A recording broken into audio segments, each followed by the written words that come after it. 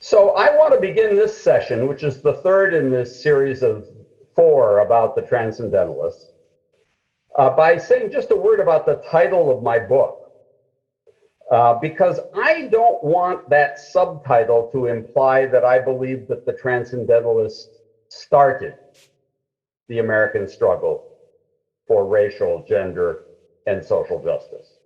I mean, that would be, you'd have to go back a lot further.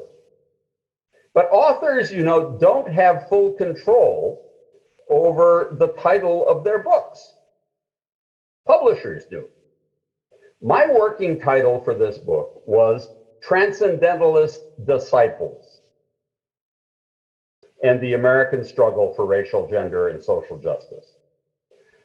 Beacon Press loved the manuscript, my editor's summary of it, but the marketing people said, Transcendentalist, to too many book buyers, conjures up nothing but transcendental meditation.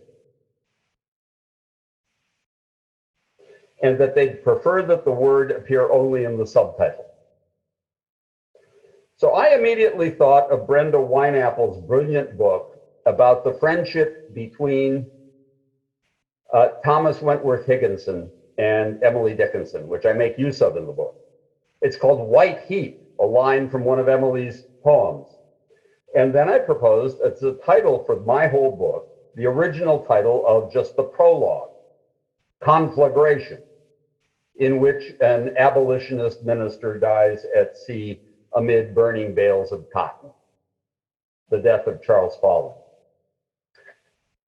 So I think I make it clear in the text itself, as I said last week, that while I believe that the myth of Seneca Falls unjustly neglects Margaret Fuller and the Boston Transcendentalists in telling the herstory of gender justice in America, when it comes to anti-racism and abolition, there were many earlier efforts, both by Black activists and white allies, to end slavery in America.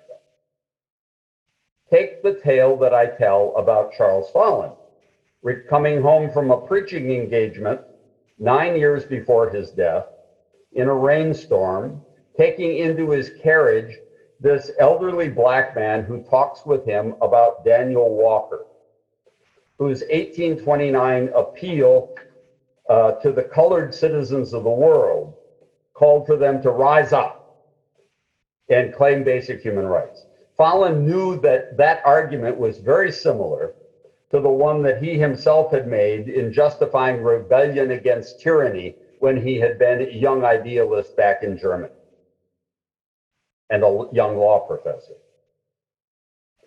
from which, of course, he'd been driven into exile, only to become a fairly respectable member of the Boston gentry. He was teaching at Harvard. He was married to a Cabot, Eliza Lee Cabot.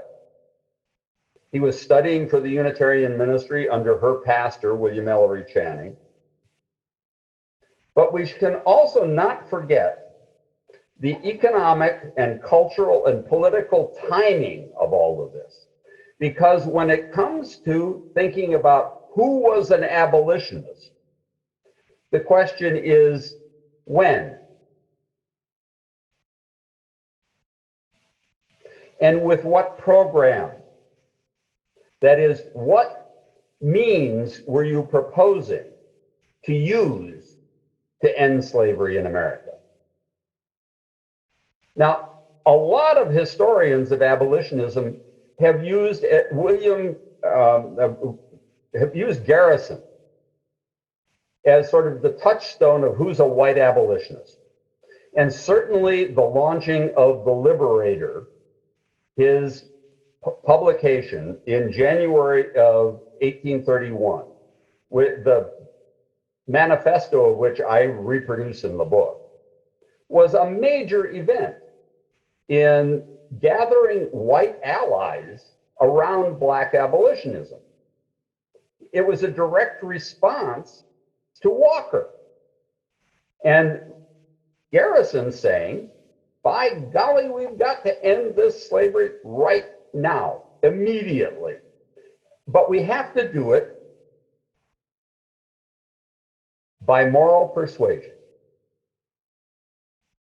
Why did he say that? Partly because Walker's appeal to colored citizens around the world was considered so incendiary that if you were caught with a copy in South Carolina, you would be subject to death. It seemed to be a call for black enslaved persons to rise up and kill their white oppressors. This was, of course, a major fear around the Atlantic cultural zone of the early 19th century, where in fact some of that had happened in Haiti during the French Revolution, when blacks in Haiti rose up, and there was indeed something of a recrimination against the slave owners of Haiti. And it had happened in a much milder degree in Jamaica, when the British decided that it was no longer in their economic best interest to try to maintain slavery. So one of the other things that happens during this period is that the British are already considering abolitionism before America does. In 1833, Lydia Maria Child writes an appeal that the title of which is clearly based on Walker's, called An Appeal on Behalf of That Class of Americans Called Africans. I mean, there's a whole remarkable statement built into the very title of that book. And she sends a copy to William Ellery Channing. It's not clear to me whether Fallon read Channing's copy or had one of his own, but both of them were profoundly moved by Lydia Maria Child's book on this subject in 1833. It's the same year that the British Parliament passes their act ending slavery in the Caribbean colonies, especially Jamaica and the others. Channing walks to Lydia Maria Child's house at the very opposite end of Boston, despite the fact that he's really not doing well with his tuberculosis, and spends a whole day talking with her about this appeal. He doesn't do anything about it immediately, and shortly thereafter he gets a visit from Samuel Joseph May, another Unitarian minister who had signed on with Garrison and the Anti-Slavery Society, formed in 1832, as a spokesperson or agent. And Channing is reproved by May. You're the most influential minister in Boston. Why don't you speak out about slavery? And Channing says, I acknowledge the justice of your reproof, Brother Joseph. And that year, because of his health, the prescription for TB, by the way, was go to a warmer climate. So he took himself and his family down to the British West Indies, the Virgin Islands. And he saw how the liberation of slaves in that part of the world was going. Now, the British had done two things that Garrison didn't approve of. First of all, they hadn't made emancipation immediate. They said, we need a transition time in which people who own plantations and who claim to own human property are still going to be required to provide basic housing, food, protection. And over a 6-year period in which the formerly enslaved are apprenticed to the free market labor economy, they can work out, but it's going to be subsidized. So there was the second thing that Garrison objected to was that the British actually paid significant money to the landowners, the slave owners in the British West Indies to get rid of the system. Now, I think one of the reasons that they did that was that slavery in certain economies wasn't working. It wasn't working in the British West Indies, where the primary crop had been slavery. There were, by that point, too many enslaved people for the value of the crop. And the same thing had happened around Chesapeake Bay and in Virginia, where the primary crop was tobacco. There are some people who felt at that time, I think justifiably, that slavery was going to collapse because it was economically inefficient. Nobody has any motivation to really work very hard if all they're going to get is slavery, the potential separation of their family, and nothing but you know, a cabin and a little gruel, and maybe the right to farm a little patch next to the cabin. Now, all of this is prior to the formation of the Transcendentalist Circle in 1836. I will say that most of the people who came together in that circle, starting with Emerson and Frederick Henry Hedge and the like, they had all also been observing another form of racism going on in America, which is particularly relevant to those of you who live in the southeastern part of the United States. I hope you know about the Cherokee removal and Andrew Jackson. So here's a piece of economic understanding that I didn't have until I started really digging into this book. In 1837, a year after the Transcendentalist Circle begins, there's a major economic collapse in America. And what's it caused by? Well, we may be in the middle of the first economic collapse in America that has not been tied up with excess speculation in something. This one's all about disease. But the last economic collapse, a decade ago, was about economic speculation in what? Mortgage-backed securities. Guess what the economic speculation was about in 1837? Bets on the growing value of cotton lands and field hands. There had been after Andrew Jackson removed the Cherokee and most of the other tribes of the Southeast, the Western Georgia, Alabama, parts of Tennessee, Mississippi, Arkansas, Northern Louisiana, all open up as places to raise slave-picked cotton. The land speculation was rampant. The speculation in the value of the enslaved workers was rampant. Jackson also ended the early version of a Federal Reserve, the Bank of the United States, and said, let there be nothing but little local banks. I don't know how many of you in Knoxville remember Mr. Butcher and his bank.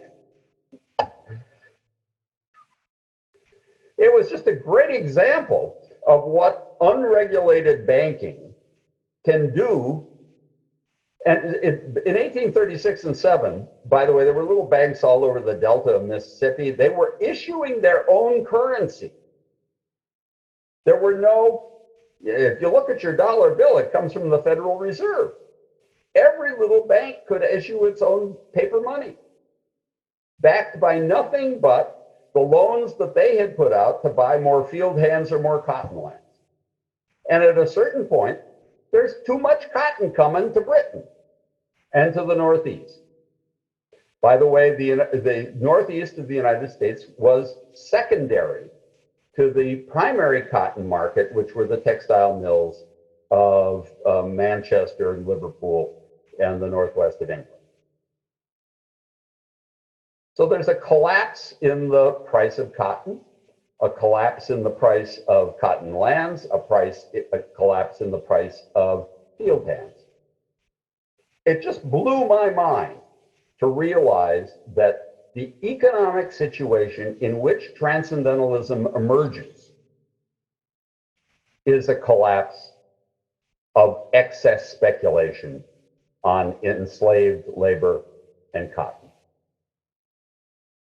It helps to explain why they were so convinced that unregulated materialism was something that needed to be subjected to some moral scrutiny and some moral ideals. Now, the political context also needs to be discussed just a little bit. You know, we have a populist president today. He's not the first Dumbo who's been ever elected to the White House. In 1840, we had an election that produced a campaign in which the business-interested party, the Whigs, put forward as their candidate a anti-Indian general, William Henry Harrison, and as his vice president, the early equivalent of Sarah Palin, somebody even dumber.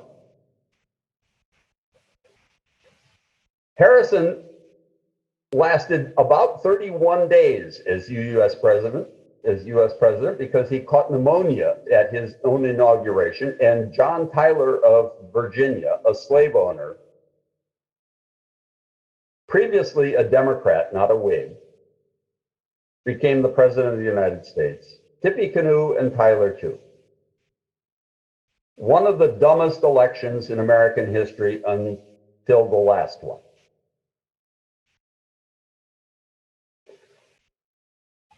The big issue in the 1840s, which is the era in which I'm talking about the Transcendentalists in relation to anti-slavery and abolition, has to do with Texas. And I'm sorry our friend Ron Blake, who lives in Texas, is not with us this evening, but I'm going to send him a copy of this talk. Texas had broken free from Mexico in 1824. Mostly by people who had come from Tennessee.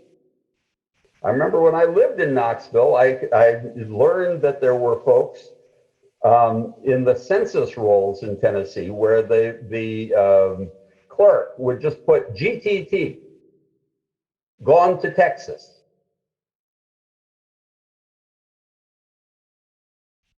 Which is a little bit like what some minister colleagues and I have done sometimes on membership rolls, where we put BPO. That is somebody who thinks that they're a member of the congregation, but BPO means burial purposes only.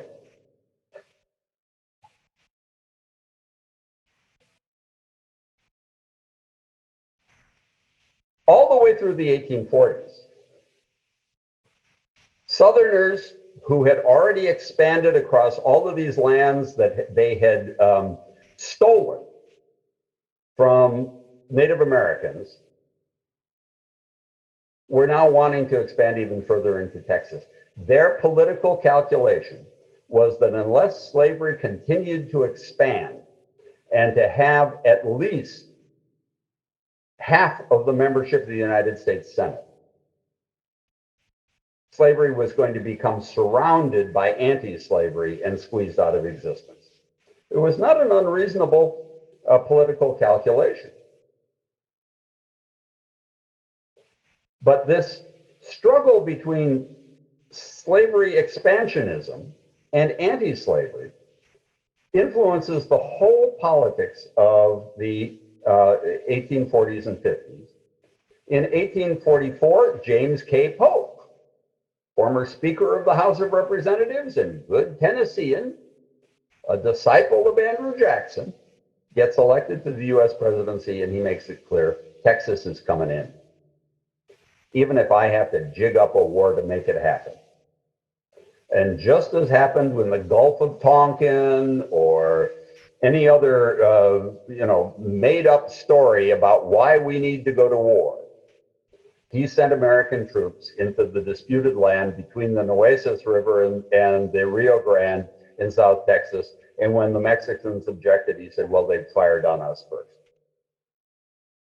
The Mexican War begins. All across the northern part of America, there is an objection to that as nothing but a slave power grab that is headed for American disaster. You begin to get here, then, the realization that maybe Garrison's approach to abolitionism ain't going to work,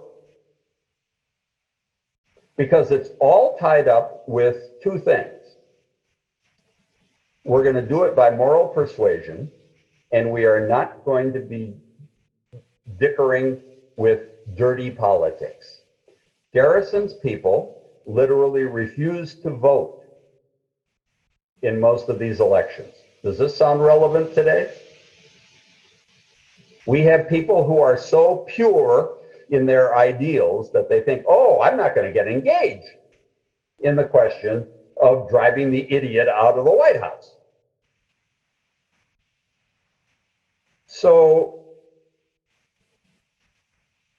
by 1848, when Zachary Taylor, a victorious general in the Mexican War, is elected, and again dies, putting a wishy-washy vice president in place, Millard Fillmore, by the way, was a Unitarian lawyer from Buffalo.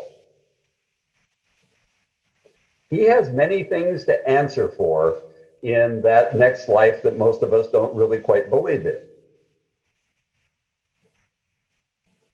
Like signing the Fugitive Slave Law of 1850, or for that matter, sending Commodore Perry to invade Japan.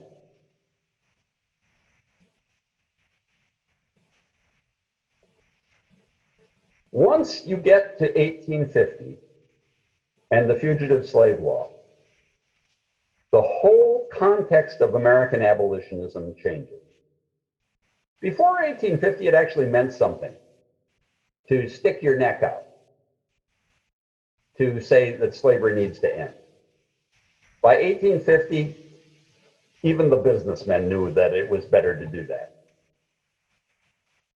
That's when the fugitive slaves who come to Boston create these rescue episodes that I detail in the book, because the Transcendentalists were so involved physically in every one of them. They have given up on the idea that you're going to just be able to end slavery by moral persuasion. They think it's going to have to be with the use of some force. Chris is there waiting. Let me put him in. By the early 1850s, one fugitive slave after another, and by the way, Fillmore had the good sense not to try to enforce the fugitive slave law in a place like Massachusetts unless he was really pressured to do so. But I should go back up and say that all the way through this period, you would not believe how much anti-abolitionist violence there was. There were riots in Boston, New York, Philadelphia, not chasing fugitive slaves, but chasing the people who were trying to protect them. They captured Garrison in 1835 in Boston, and almost strung him up on the Boston Common. There was a debate among the people who captured him, who were mostly working class whites, put up to it by wealthy people who had interests in the cotton mills. They were debating about whether they should hang him or just tar and feather him.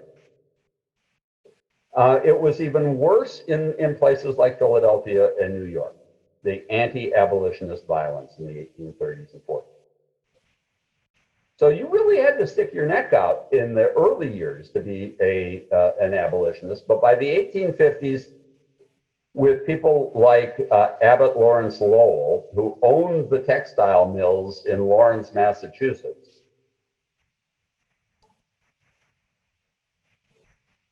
when the fugitive slave Anthony Buehrens is sent back to slavery, despite the massive intervention orchestrated by people like Theodore Parker and personed by Lewis Hayden and Thomas Wentworth Higginson, who actually pounded down the courthouse door to try to rescue Anthony Buehrens.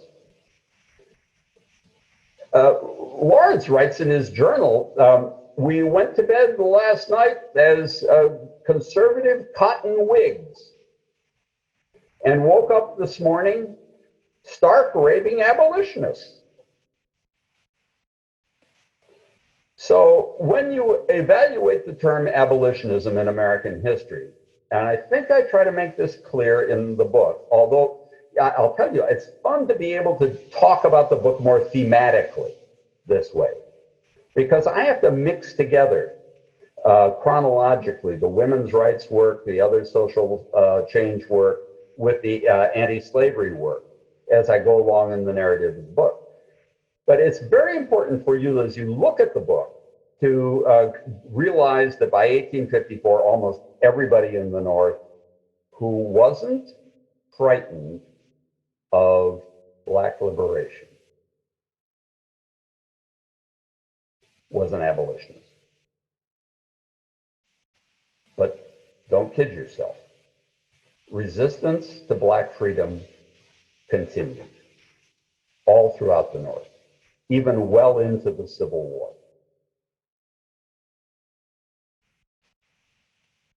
In the middle of the Civil War, there were anti-draft riots trying to make peace with the South. Let them have their slaves. Let them go away.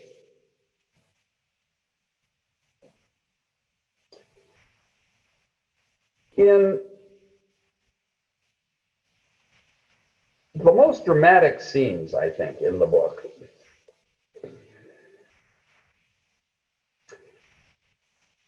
you really do have these incredible friendships crossing racial lines.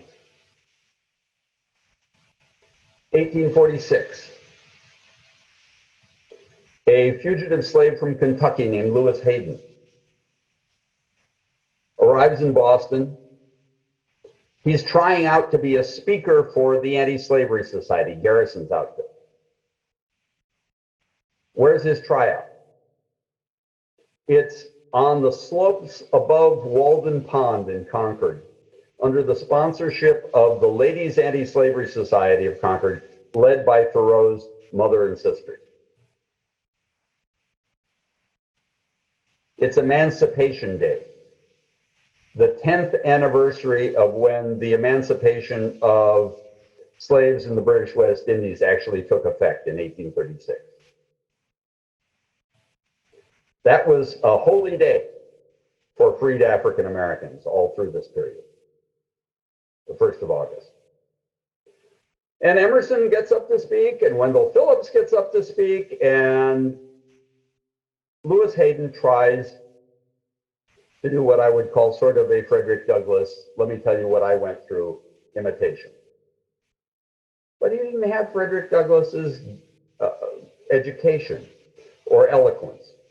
And so it didn't go well, and Phillips ends up firing him as a speaker for the Anti-Slavery Society. Like Garrison, Phillips was not a Unitarian, not a Transcendentalist, he was a Calvinist. You either got it or you don't. It's predestined.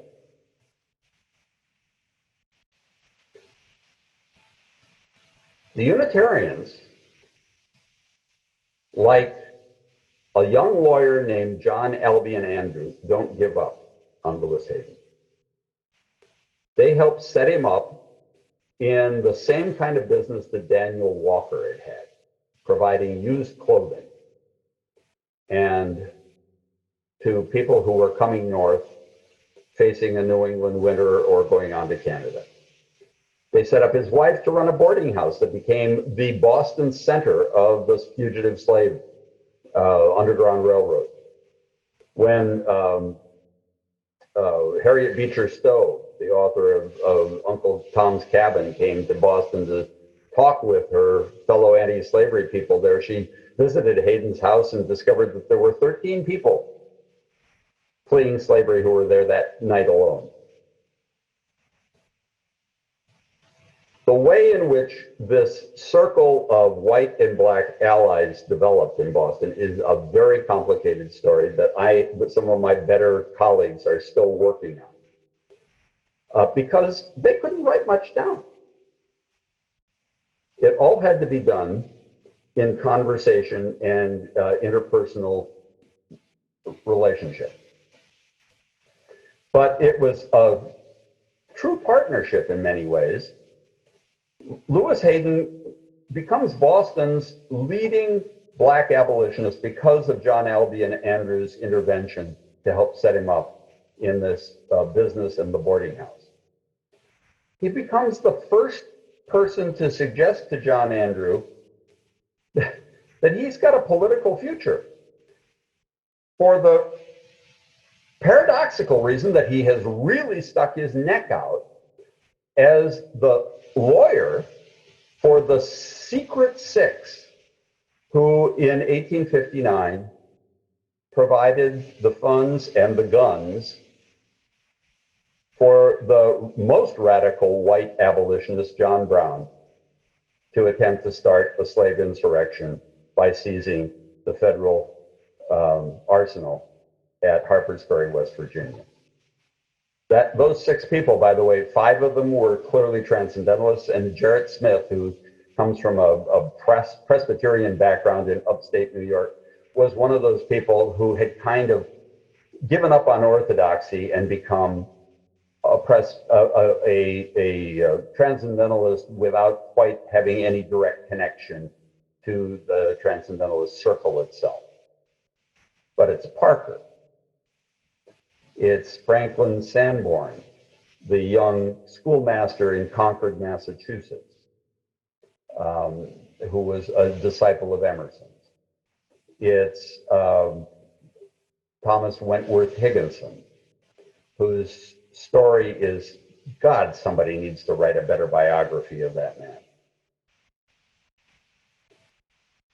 In any case, by 1859, abolitionism is clearly the stance that the whole South sees behind even a relative moderate like Abraham Lincoln.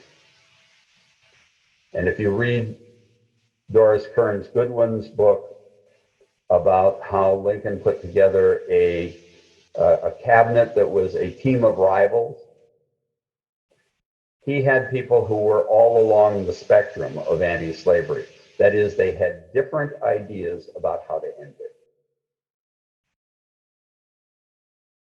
But they were all, by that time, determined to either limit its expansion and squeeze it to death, or do something more drastic. So with that, I think I'm going to unmute all of you and engage us in some conversation about what we understand about Transcendentalism and its involvement with the American abolitionist movement, and what we still are puzzled about. So I'm unmuting you all, and if you can find a way to signal that you are, oh, come on, unmute all. All right, I may have to do it one by one. Everybody can do it for themselves. Yeah, I just unmuted myself, so. Okay, please do it. If you can unmute yourselves, it will help me because my unmute all is not working. Well, John, I want to second your thing about Thomas Wentworth Higginson needing a better biography. I found an anthology of his writings in, of all places, the Pigeon Forge book outlet. And I mean, the very unlikely, but it's amazing. I mean, it's an amazing anthology on comparative religion and equal rights and abolition, and his records as a commander of African American troops in the Civil War. It is just astonishing, breathtaking, firsthand account of his life, and a good biography is well overdue.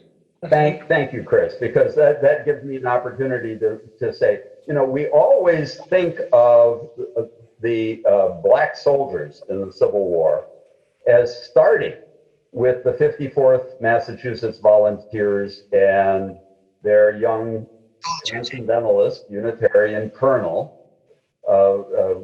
Robert Gould Shaw, who were immortalized by that wonderful film of almost 30 years ago now, I think, Glory, with Matthew Broderick and Denzel Washington and so forth. Well, Thomas Wentworth Higginson was a white officer of black troops before that. Yeah. With the 1st South Carolina Volunteers down in the Sea Islands of Georgia. And one of the things that moves me about his record as a white ally, you know, that the War Department just would not let blacks be their own officers. So they had to have white officers. Yeah. But Higginson actually listened to his men.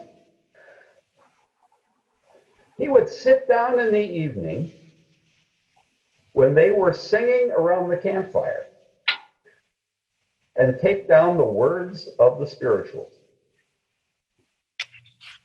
And his little book, Army Life in a Black Regiment, has a whole chapter in which he transcribes the lyrics of the African American spirituals and credits them with sustaining the souls of these African American men who were fighting for the freedom of their own bodies.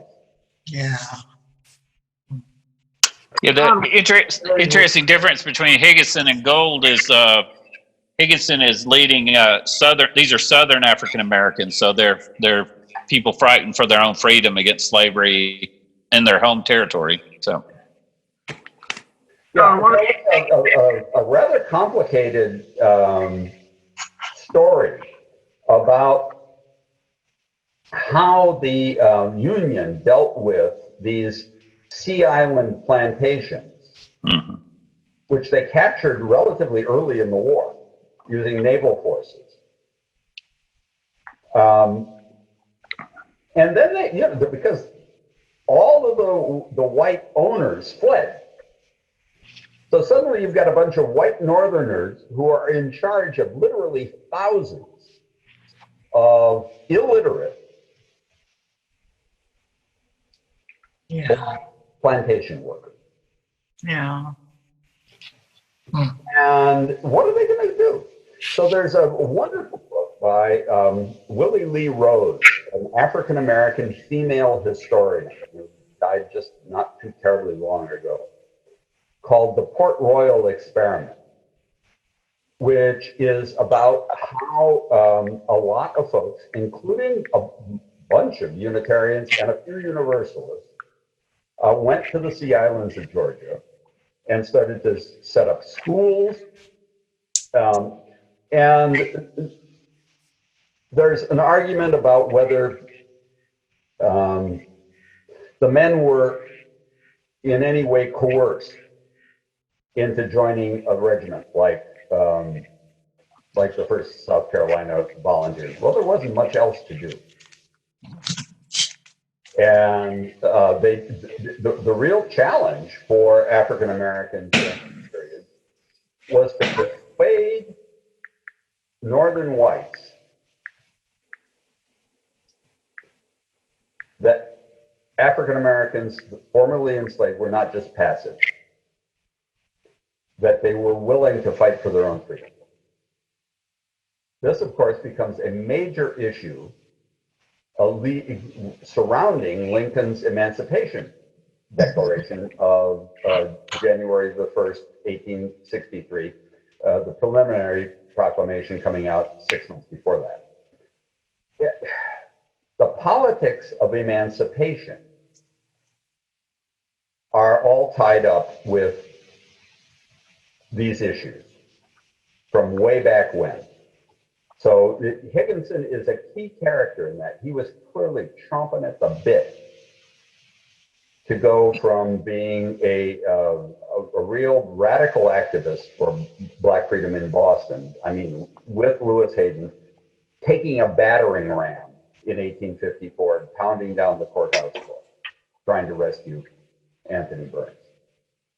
Now, John, one of the things about your book that you didn't talk about that I found interesting was how the developing commitment to abolitionism split the Unitarian clergy in the area.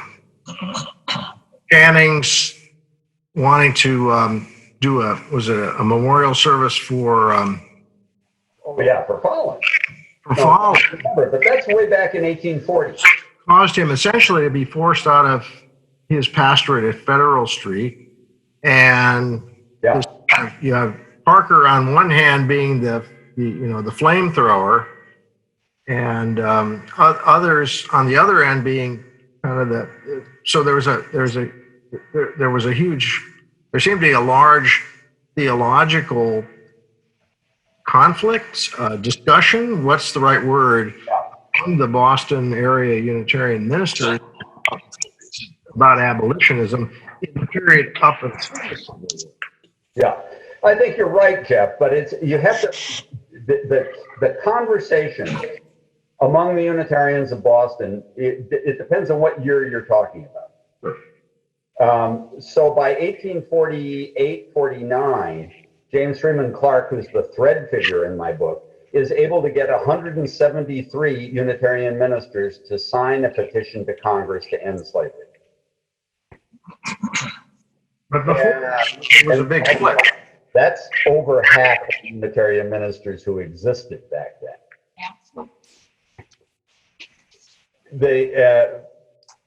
There always was going to be a spectrum, because one of the issues was, is it proper for religious people to engage in political issues? Right? Still an issue raised on many fronts today. Or should we just stick to religion as though it could be separated from its ethical and political implications? But you had more pietistic people who were saying, no, this is about saving individual souls, not about dividing the congregation over political issues. And so you can watch that happening all the way through this period. And again, have we ever escaped that question? No.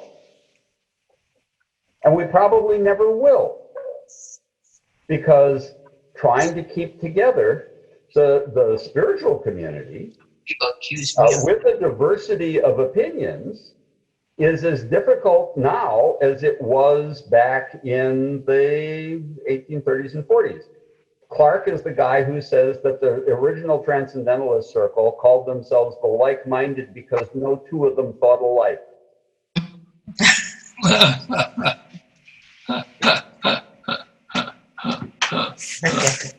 And Bill, you're raising your hand, I think. Yeah, just it relates to what Jeff just asked, because I was impressed in the book.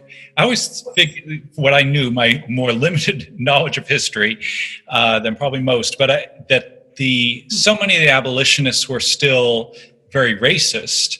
And they were kind of the racist abolitionists versus the ones I was so impressed with, people like ministers like Parker or Clark, who were associating and in each other's homes and kind of struggling together. I'm sure there were lots of social differences, but there was a real friendship there.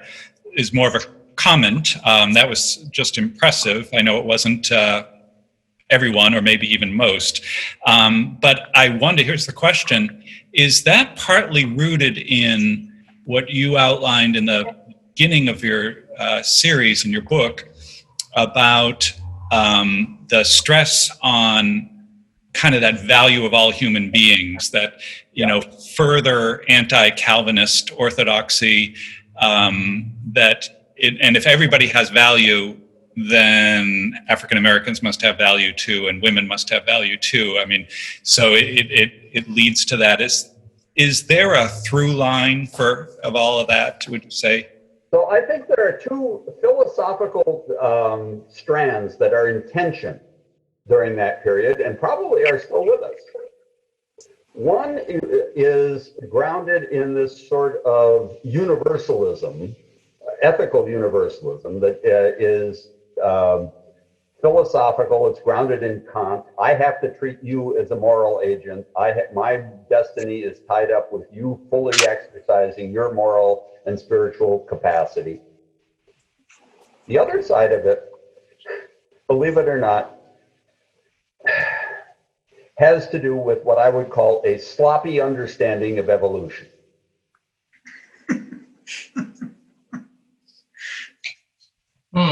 Because in the 19th century, with its notion of historical progress, some people were considered to be more evolved than others. And you really get into this when you take a look at how other religious traditions were treated. There is a tendency here, and Clark is culpable of this, I think, to some degree. There's a tendency to think, well, Christianity is the most evolved religion. First, you get, sort of tribal religions, and then you get polytheistic religions, and then you get the monotheistic religions, of which ours is the most self-sacrificing and altruistic. By the period after the Civil War, Clark is clearly taking his lectures at Harvard on ethnic religions and his essays in the Atlantic on the 10 great religions of the world, and using that as a framework for understanding comparative religion, and it won't completely wash, not by contemporary standards. But the same thing was true about race. There is a tremendous amount of 19th century ethnocentric thinking. Even progressive thinkers like the German philosopher Herder thought that each linguistic and ethnic group had its own particular genius. And this lies behind 19th century nationalism. Why does the mix of people in a place like Transylvania need to be sorted out so that it's Germans over here and Hungarians over there and Romanians over there? This goes on all the way through World War I, where Woodrow Wilson is championing self-determination, which amounts to the separation of different ethnic groups who often have ideas about, well, we're more evolved than those people. Yeah. What's that song that Lehrer did back in the 1970s about the Greeks hate the Turks and the Turks hate the Jews, and and I don't like anybody very much. Tom Lear. Those evolutionary ideas of ethnic and racial superiority were absolutely endemic all the way through the 19th century, and they're not gone. They go well into the 20th century. Yeah, no kidding. John Wilson. Of course, Wilson says, into the 21st. Yeah, but Wilson, you know, Wilson's a Virginian. yes, and a Presbyterian. And he, you know, for example, when Paul Robeson's father tried to get his son into Princeton, Woodrow Wilson wouldn't hear of it. Right. Because Paul was, Right. yeah, He raised did pretty well. where his father was the head of the outfit, and you know, he had a lot of ingrained racialism. He also was resistant to women's suffrage. And again, this goes back to some tensions theological. There are some things that God has predestined. And there was even a statistical, Arthur Galton and statistical movement proving this. And you get American Unitarians like the president of Stanford, David Starr Jordan, who in the early 20th century is he's supporting eugenics on the basis of some groups being clearly far more advanced and evolved than others. This was culturally quite pervasive, and we're not free of it yet. Yeah, Stephen Jay book called Measure of Man is good on this. I always like to hear from my fellow historians. I was going to observe that embarrassingly, Thomas Starr Jordan and John Buehrens share a publisher, Beacon Press. Yeah. Ahead. You know, our own publication history has not been free of horrible mistakes in the judgment. David Starr Jordan's eugenics works were published by Beacon Press. The other book that always comes to my mind when I think about Beacon's mistakes in publishing in the past is the Blanchard book. Yeah. Well, Blanchard's book in the late 1940s, which was just a horrendous screed against Roman Catholicism. Yep. As trying to take over the world. Oh, please. Austin. Yeah. Okay. No, we are often more shaped by what we fear than we want to believe. So one of the things I've been trying to say about the abolitionists, of course, is that the shape of what was feared in this period and what people could have faith in kept shifting. They were initially very afraid that anything like immediate abolitionism would result in hate and a slaughter of slave owners. Then you get the working classes, the white working classes, who are afraid that, and I think this had some justification in it, by the way, if we let the enslaved blacks enter the labor market, our wages will go down. My best interest is not tied up with, and of course, we're seeing things like that today in white working class attitudes towards immigration. So fear is often tied up with these attitudes in ways that we can't ignore. And you've got a constant struggle. This is why this book is partly religious or spiritual history. It's a constant struggle between fear and faith. And, you know, Parker's great statements, the moral arc of the universe is long, but it bends toward justice. Is faith in government of the people, by the people, for the people. Whoa, these things are being tested today in our hearts. I can't tell you how many times in the last few months I've heard Unitarian Universalists say, I don't believe that the moral arc of the universe bends toward justice.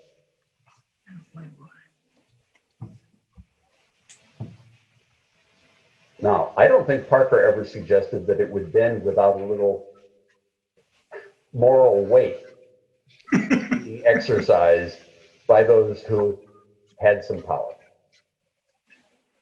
to do the bending. But if we give up on that confidence that we can bend the arc of history, woo, and worse, the fact that we have a moron in the White House is, of course, a testimony against democracy. Why should we let every idiot vote? But if we give up on government of the people, by the people, being persuaded to go back to work for the people, we're in deep doo-doo.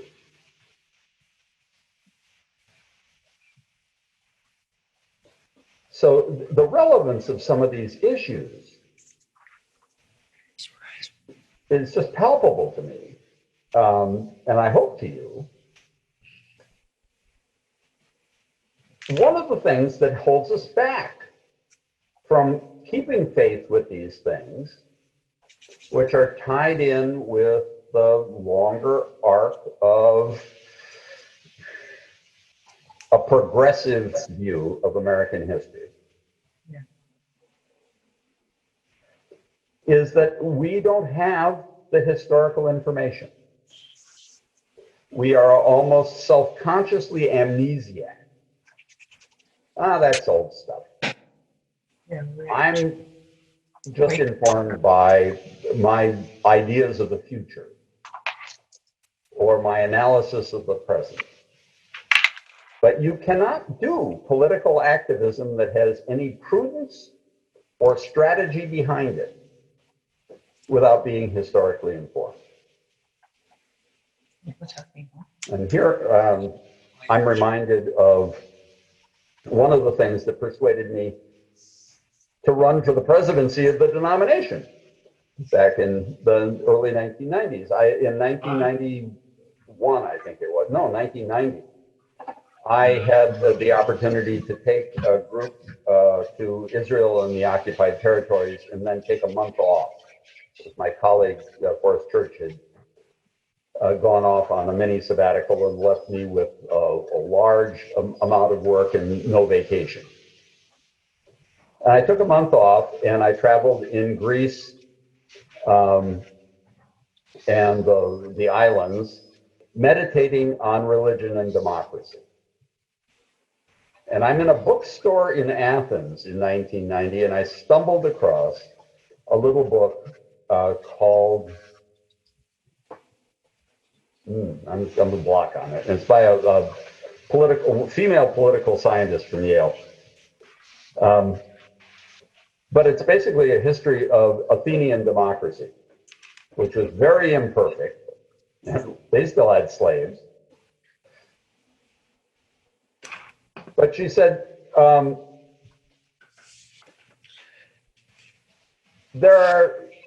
it's important not to judge Athenian democracy, which only lasted for about 70 years.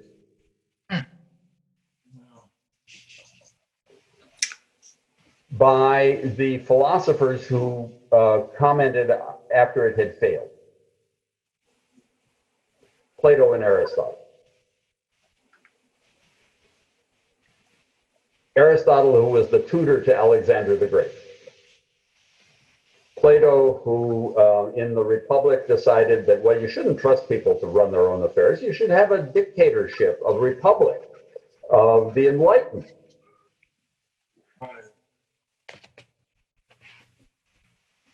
The educated, the smart. That leads ultimately to people like Lenin and his notion of the advance guard of the proletariat only being the people who have fully understood where history should be going. That kind of dictatorship. No, she said, you've got to understand that there were three elements that actually made democracy work for a while.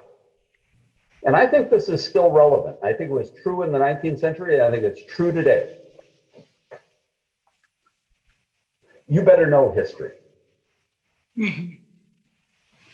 Democracies left to their own devices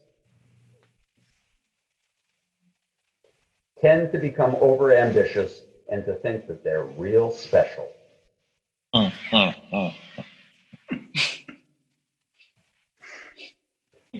the time of the Greeks, Athens thought it was so special that, well, let's go invade Sicily. Real special. That was their version of Vietnam, Iraq, Afghanistan. It was an overextension of their power. And it led to the collapse of the Athenian democracy. Who spoke against it? Thucydides, the historian, has Pericles, the great democratic leader, pleading with the people. Shades of Gene McCarthy and many others, don't do it. And yet they go ahead and do it because they think they can get away with it. The second element that maintains a democracy, she said, is, Thucydides was talking about Pericles as an orator, as a rhetorician. Now, Plato hated rhetoricians. He hated poets because they can just distort things. They'll use metaphors, and that's what we preachers do.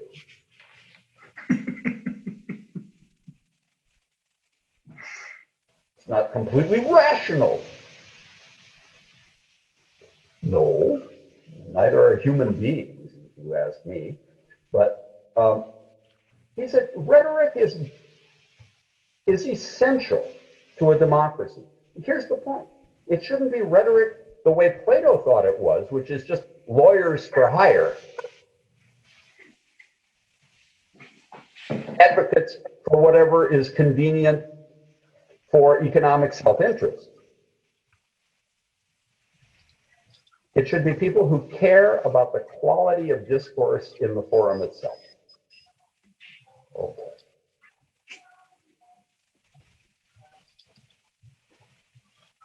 So I'm going to block on the name of the rhetorician that this book lifted up as the exemplar of somebody who said it's not just about how easily you persuade other people, it's about how you care about the quality of discourse.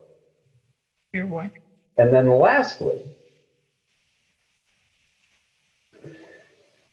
her name is coming to me, it's Cynthia something or other. She argued that all democracies have to have some sense of what is the relationship between the one, the individual, and the many. And that has to be at a profound philosophical level, almost metaphysical. In Athens, the philosopher was named Democritus.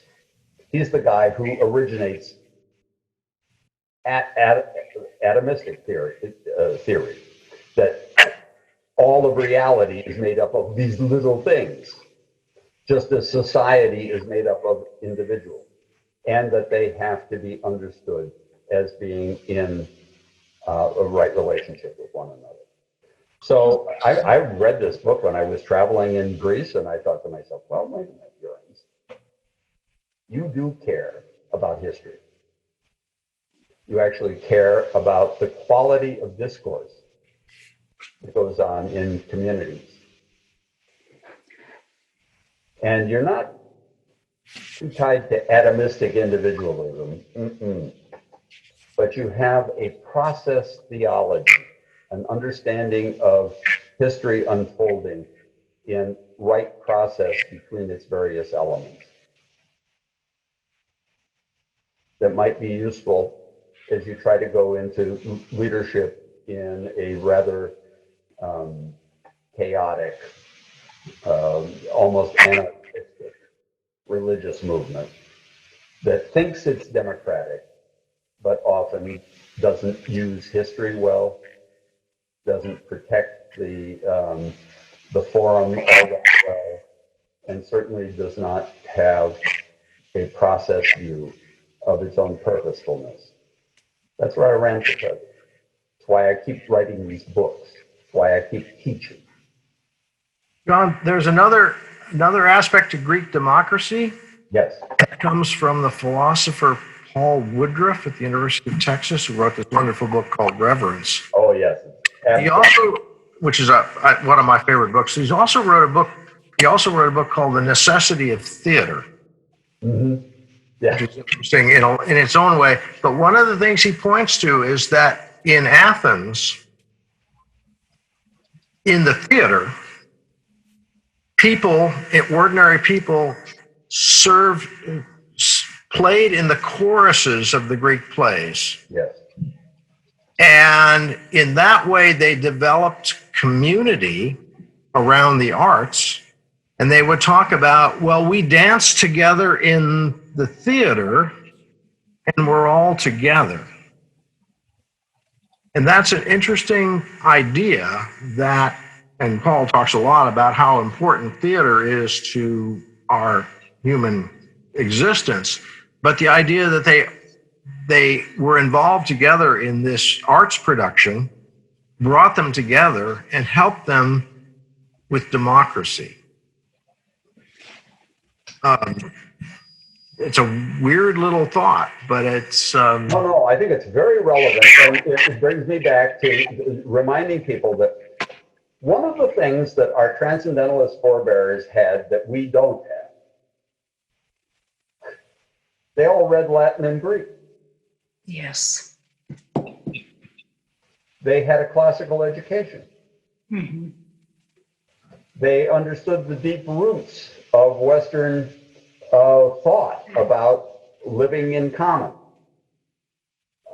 They had rebelled against many distortions of the religious thinking that had come out of that. But they were really quite well educated. So we need to require Latin for college admission, right? That's all they needed. Yeah. One of the key figures of the Transcendentalist circle is Frederick Henry Hedge, of whom Emerson called the Transcendentalist circle Hedge's Club, because it would meet primarily when he would come down from his pastorate in Bangor, Maine. Oh, Hedge is just an amazing character. He's, at age 12, admitted to Harvard because he's already mastered Latin and Greek. His father is the professor of philosophy. But he's the one who goes to Germany and it really learns Kant, really learns the philosophical principle that I can't treat you as anything less than a moral agent. So how are we going to get people back to studying Latin and Greek? We're not. I don't see that. That ship has sailed. I tried with my own kids. Forrest Church and I used to say that we were the last two Unitarian ministers we knew who had education in both Latin and Greek. And so, but let's just say this. The historical, rhetorical, philosophical wisdom that's necessary to maintain democracy has to be maintained. And I think we are going to maintain a role, even if we're small, of being the reflective brains of religion in America.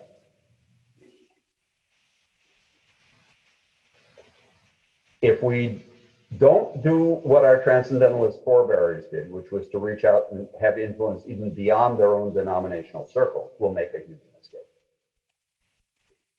we become a shrinking little tribe, we'll make a huge mistake. But we can, at our best, be a thoughtful, catalytic forger of alliances. I think of, the role that we've played, Gordon, you know this, at Selma.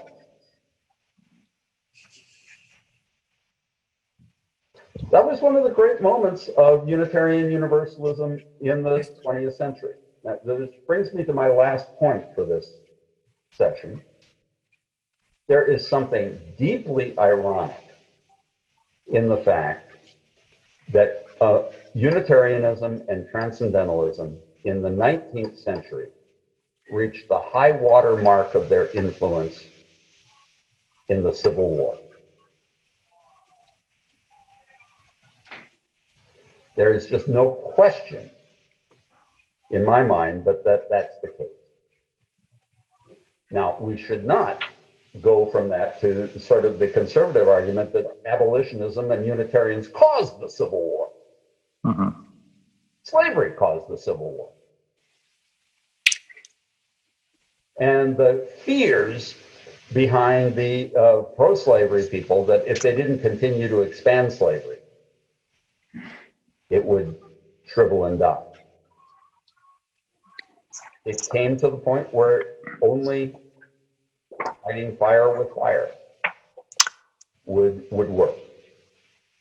In the 20th century, our influence reached its high water mark in the civil rights movement, the anti-war movement, the women's movement of the 1960s.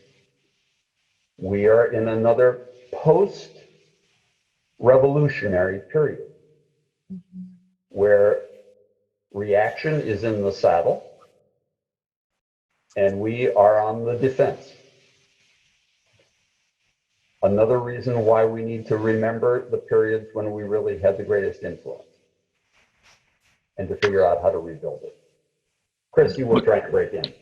Yeah, there's a couple things. John, I want to point out your role in having our denomination be the first denomination to go on record for legal same-sex marriage and the transformative role that's played in our culture at large. And as somebody who, who just witnessed the changes, how much Knoxville changed just because of that movement, going from pride celebrations that were a handful of people that you already knew to what feels like the liberation of Paris with thousands of people walking down so you really do have, there's been a remarkable transition of which Unitarianism and yourself and we put Bob West and Kim McLean and other of my predecessors in making advancements of that.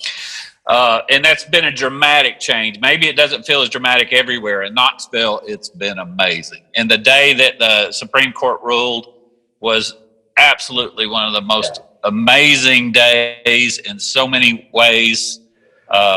So the other thing I wanted to point out is that when Martin Luther King gave his speech on at the end of the Selma March on the steps, he evoked our Transcendentalist and Unitarian ancestors, and by asking that, he asked the question, how long must we wait? Not long, because truth crushed to the earth will rise again. That's William Cullen Bryant. How long? Not long, because the arc of the moral universe is long, but it bends toward justice. Theodore Parker. How long? Not long, because mine eyes have seen the glory of the coming of the Lord. He has trampled out the vintage where the grapes of wrath are stored. Glory, glory, hallelujah. Julia Ward Howe.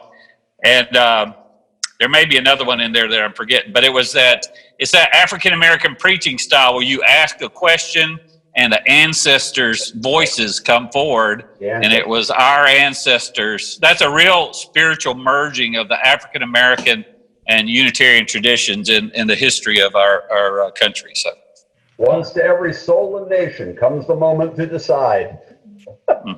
Another one of the lines that he would cite. There's been a study by someone of King's rhetoric in which they found that of course, the bulk of his rhetoric comes from the Bible, the prophetic tradition. A second source of rhetoric in his speeches comes from what might be described broadly as American civil religion. But this analysis said that the third most common source was Unitarian poems and hymns. Yeah. Yeah. Well, Coretta Scott King told me in Selma that when she was a student in Boston, she really enjoyed the variety of religious institutions, so much larger than her hometown of Marion, Alabama. Right. She said, my two favorites were the Friends Meeting and Arlington Street Church. Yeah. She says as much in her autobiography, too, so. She, by the way, played an enormous role in the building of the Coalition for Freedom to Marry, where, you know, I spent 10 years as the national co-chair. But when we got first John Lewis and then Coretta to climb on board, that was just a game changer with homophobia in the African American community. Yeah. And, you know, I could tell you stories about working on that. One that pops to mind immediately, Chris, because you went to divinity school in the great state of Indiana. That is correct. Yeah.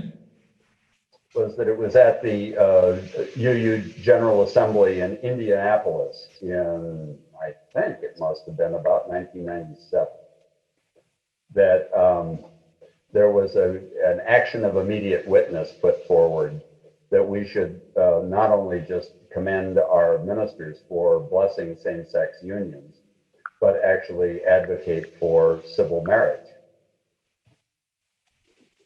And Denny Davidoff and I entered into a conspiracy, as we often did, of leadership. And I said, Denny, I'm going to rise to a point of personal privilege, and I'd like you to recognize me.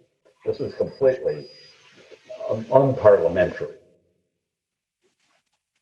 And then as the president of the association, I said, I would like everybody in this room who knows someone who is in a same-sex committed partnership or is in one themselves. And if, by the way, if both partners are here, please come forward.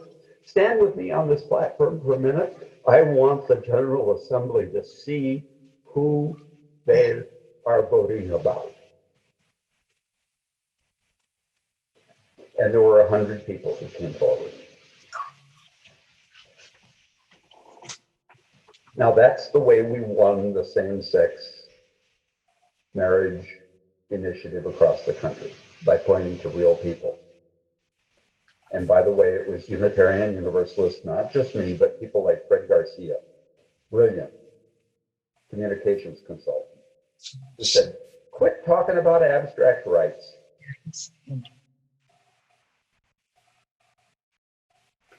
Talk about fairness. Show real people.